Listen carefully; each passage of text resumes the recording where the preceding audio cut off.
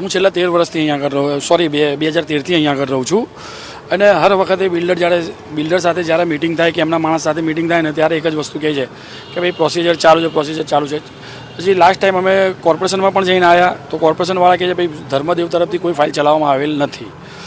જ્યારે એને મકાન અમને સેલ કરે ત્યારે એવું કહીને સેલ કરેલા હતા, મકાન અને શોપ બંને એ લોકોને કોમર્શિયલવાળાને પણ એવું જ કહ્યું હતું કે ભાઈ બીયુ લાવી આવવાની જવાબદારી મારી છે. પણ ક્યાં સુધી? છેલ્લા 14 વર્ષથી અમે લોકો ફાંફા મારીએ છીએ બીયુ માટે અને બીયુના કારણે અમને લોકોને બહુ તકલીફ પડે છે. મારી દુકાન તો 4 વર્ષથી છે. ફ્લેટ મારો 2013થી અમે અહીંયા રહેવાનું ચાલુ કરી દીધું છે. પ્રોબ્લેમ એવું છે કે અત્યાર સુધી અમે બિલ્ડર જોડે ઘણી મિટિંગ કરી, ઘણી વખત વાયદા વચન આપ્યા, કોર્પોરેશનમાંથી એ લોકો ચેકિંગ માટે બી આવ્યા હતા, પણ પછી એ લોકોના મિલી ભગત કહેવાય કે જે બી હોય આગળ કશી પ્રોસેસ થતી નથી અને પછી મેમ્બર એમના કામમાં વ્યસ્ત થઈ જાય છે અને પછી વાત વધતી જાય છે. દર વખતે જ્યારે બિલ્ડર જોડે મિટિંગ કરીએ છીએ ત્યારે એમનો માણસ ચેન્જ થઈ જાય છે, એટલે દર વખતે અમારે નવેસરથી બધું એમની જોડે ચર્ચા કરવી પડે. આજ સુધી બિલ્ડર ઉમંગભાઈ અમને સામે આવ્યા નથી, અત્યારે બી ઉમંગભાઈ અમને મળવા આવ્યા નથી. વાત તો મેં મકાન જ્યારે લીધું ત્યારે મને એવું હતું કે બીયુ પરમિશન અમને મળી જશે અને બધું થશે, એટલે જ્યારે મારે મકાન લેવાનું થયું ત્યારે કોઈ મને ગવર્મેન્ટ જે બેન્કો હતી એ લોન આપતી નથી, એટલે મારે પ્રાઇવેટ બેન્કોમાંથી મારે લોન લેવી પડી.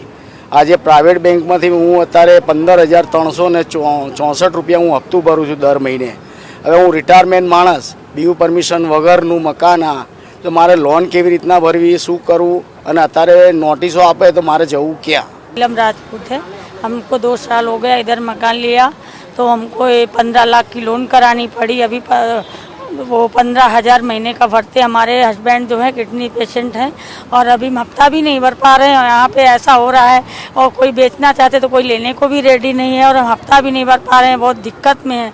हमारे हस्बैंड के दोनों किडनी में इन्फेक्शन हुआ है, वो एडमिट है, इसलिए हम यहाँ पे आए। आज मुझे पता चला यहाँ आने के बाद कि यहाँ पे ऐसा चल रहा है, तो हम वहाँ किडनी एडमिट कर मकान बेचने के लिए आए, पर वहाँ कोई रेडी भी नहीं लेने, बोले ऐसा ऐसा यहाँ पे हुआ स्वामीनारायण में, क्या बिल्डर भग गया, ऐसा तो मुझे मालूम भी नहीं था। हम किराए के मकान में वहाँ रहते बापू नगर।